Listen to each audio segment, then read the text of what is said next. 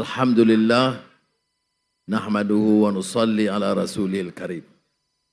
Saudara Tusi Zahid, TPM, Menteri-Menteri, Menteri, saudara saya Tuan Masdi, Menteri Besar dan rakan-rakan yang saya muliakan.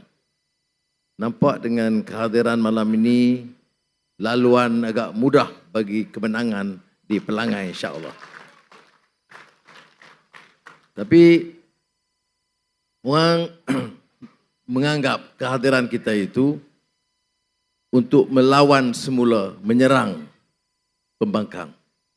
Tapi saya diperingatkan, tadi kebetulan seorang ulama besar daripada Gambia jumpa saya jauh sebelum saya naik helikopter datang untuk program Felda tadi. Dia ingatkan saya, dalam menghadapi liku-liku perjuangan, serangan bertubi-tubi, kita harus ingat dasar perjuangan kita dan matlamat kita. Dan peringatkan ayat Al-Quranul Karim. Kita ini hamba Tuhan.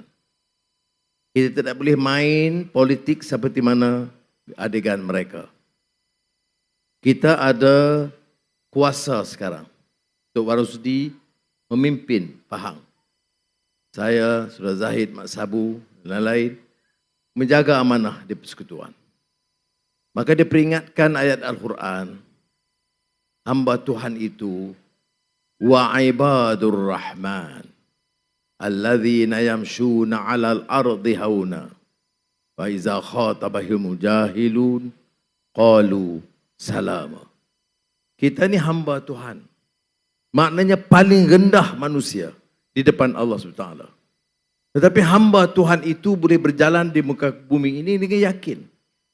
Kalau kita ikhlas al-amalillah, kita tahu amanah dan tanggungjawab kita, kita tahu hala tuju kita, kita lakar dasar yang baik, memenuhi amanah dan menjaga kepentingan rakyat,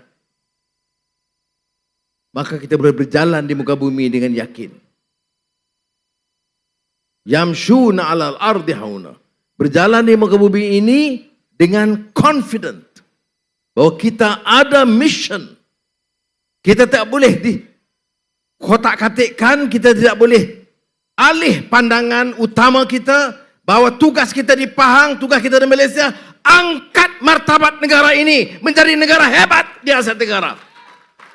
Dan kita tidak boleh angkat kalau kita bertelagah main politik seperti mana mereka mainkan. Serang pribadi, maki hamun, lucah, jangan. Sebab apa? Kita mesti berjalan dengan confident dan yakin. Yakin kerana kita ini hamba Tuhan. Bukan hamba wang, bukan hamba manusia. Hamba Tuhan itu ada keyakinan kerana dia pegang pada prinsipnya. Kamu boleh kata apa yang kamu suka, tetapi kalau kita tahu apa yang kita mau kerjakan, matlamat kita jelas. Sama ada kita dalam Pakatan Harapan atau Barisan Nasional, GPS, GRS, dalam gabungan yang mantap sekarang ini, memang dicemburui. Kerana berapa lama belum ada kekuatan begini rupa. Memang ada usaha untuk pecahkan. Ingat ini yang penting. Perpaduan kita ini untuk apa? Kerajaan yang stabil. Untuk apa? Bangkitkan ekonomi. Untuk apa? Bawa pelaburan. Untuk apa? Untuk gunakan dana bela nasib rakyat. Yang ini utama kita. Saudara-saudari, sebab itu apa prinsip dia dalam perpaduan? Dipermainkan tata kelola yang baik. Tapi kita tahu negara kaya seperti manapun, kekayaannya, khazanahnya, balaknya, sahamnya, kelapa sawitnya, hartanya, tidak mungkin dapat menyelamatkan bangsa dan negara kalau tidak diurus dengan amanah dengan baik. Kamu permainkanlah istilah ini.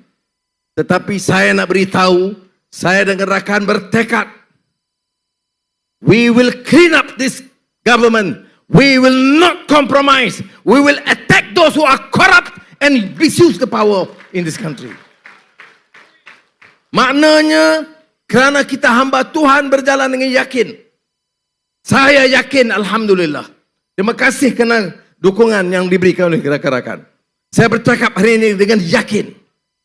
Yakin kerana kita mau dan kita yakin tidak ada jalan keluar yang mudah.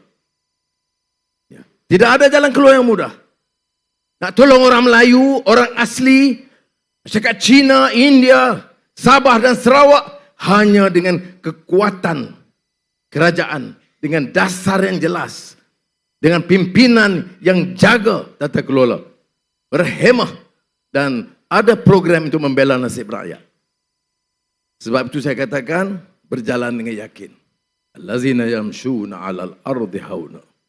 Tapi Quran menjangka, mengingatkan kita, mengetuk pintu hati kita untuk sedar bahawa masih ada kalangan yang benci, yang akan kecam dan mencela dan menghina dan lucah. Wa iza khatabahum jahilu, dan kelompok itu disebut oleh Al-Quran kalau berdepan dengan puak yang jahil itu. Apa tindakan kita? Qalu, katalah, salama, selamat kamu. Jadi Tok Guru Syekh saya tadi daripada Gambia, dia kata kepada saya, Anwar, enta diletakkan sebagai pimpinan. Dan yakinlah, istighfar kepada Allah SWT, munajat kepada Allah SWT, buat yang sebaiknya untuk jaga semua rakyat. Dengar, semua rakyat. Majoriti Melayu Bumi Putera, orang asli Cina, India, Sabah, Sarawak. Lakukan dengan sebaik. Kita tak ambil gaji, dipermainkan. Kita tak beli kereta baru, diperolokkan.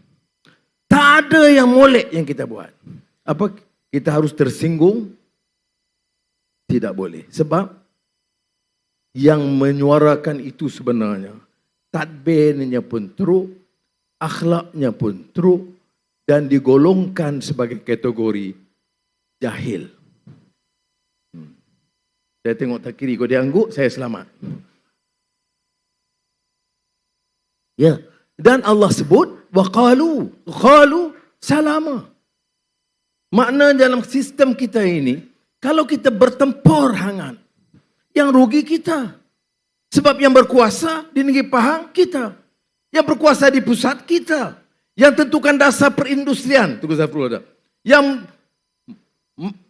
Malaysia Madani, ekonomi madani, transisi tenaga, kajian separuh penggal rancangan Malaysia ke-12. Itu yang kita kerjakan. Letakkan apa yang dikatakan dasar yang jelas. Itu tanggungjawab kita. Sekarang tanggungjawab kita laksanakan. Apa tak ada masalah? Ada masalah. Surah Mak Sabu tadi pagi-pagi datang pejabat nak putuskan soal beras. Kenapa? Memang ada masalah. Memang dikeluhkan oleh rakyat sebahagiannya. Memang kadang-kadang tak sampai beras. Ataupun beras import tinggi. Sebab apa? Presiden Jokowi 3 hari yang lalu kata Indonesia naikkan harga beras. Sebab 18 negara yang selalunya ekspor beras telah menghalang, menghadkan ekspor ataupun mengurangkan ekspor. Maka supply and demand naik harga. Baik. Kemudian ada juga kalangan yang salah guna. Yang sorok, simpan, dan saya bagi tahu Saudara Mat Sabu, arahan yang jelas pada badan penguatkuasa. Kalau ada yang berani buat perangai buruk dalam keadaan orang susah cari beras, kamu sorok, kamu jaga. Kami akan cari kamu dan saman dan bawa kamu ke mahkamah. Tengah orang susah, masa itu kamu nak cari untung. Kita tambah. Mak Sabu senang. Bagi subsidi. Ya alamat, yang cari duit tu aku. Ya, saya kata berapa? Tak kira berapa, itu kerja menteri keuangan. Senang je. Tapi saya faham dia bercakap bukan untuk dia. Dia bercakap untuk rakyat.